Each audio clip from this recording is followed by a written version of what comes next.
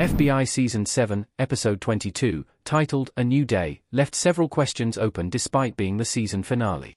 FBI Season 7 has been somewhat tumultuous due to multiple cast changes, leaving Scola without a permanent partner for most of the season. The season finale offers an intense, action-driven case in which Jubal is almost assassinated and Isabel also nearly loses her life after ADIC Reynolds' phone explodes, leading to a mass casualty event at Fed 26. In A New Day, Jubal is caught in a violent situation after a whistleblower he is interviewing is assassinated. Later, Isabel is presumed dead after an explosion at the New York field office but later reveals to the team that she faked her death to safely expose corrupt actors at the FBI who are part of Forefront, the terrorist group behind the attacks. This tense situation leads to a shocking cliffhanger. Fortunately, FBI is not one of the shows CBS cancelled in 2025, so the questions it left unanswered will likely be addressed when FBI Season 8 begins. 9. Is Isabel dead? She collapses as the credits roll. Although everyone on the team is initially told that Isabel died in the bombing, it was revealed she faked her death so she could run an underground operation, as the New York field office has been compromised. A Forefront Allied agent has taken over the team and dismissed everyone, so they have to work in secret with Isabel to expose the bad actors within the FBI and stop Forefront's terrorism. However, after the case is over and Isabel is briefing the team, she suddenly collapses and is said to have no pulse. This type of medical emergency doesn't necessarily mean that Isabel is dead. It may be possible to revive her. OA did the same for Maggie when she had no pulse and wasn't breathing in the previous episode. There have been no announcements about changes to the cast for FBI Season 8, but Isabel's fate will likely be revealed in the first episode of the new season. Additionally, Isabel appears in scenes in the trailer following the episode announcing that FBI will return, but these scenes aren't necessarily from the new season, which likely hasn't started filming yet. 8. What psychological effects will the rest of the team have from this case? The distrust and secrecy could take its toll. FBI Season 8's Isabel Castile and Jubal Valentine image made by Milica Georgievic. FBI agents see a lot of death and destruction, so it doesn't necessarily follow that they'll have PTSD or other mental health conditions as a result of the events of A New Day. However, this case was particularly traumatic for several reasons. The attacks used bona fide FBI agents who had been compromised to kill other agents, making it hard to know who to trust.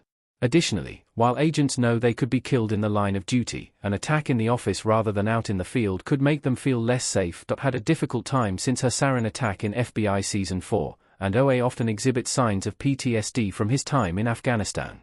Thus, these characters may be more vulnerable to trauma-related issues after this attack. Scola might also have a difficult time as he may realize he might have left his son fatherless had he been killed. 7. Will Jubal's wife and son play a bigger role in FBI Season 8? Jubal moving back in with his family should lead to big storylines. Jubal in the interrogation room in FBI Season 7, Episode 10. Jubal's wife and son have always played a small role in FBI. Jubal got in trouble during FBI Season 7, Episode 5 when he used his position to get Tyler released from custody after a protest and later moved back in with his wife so he could help with raising his son.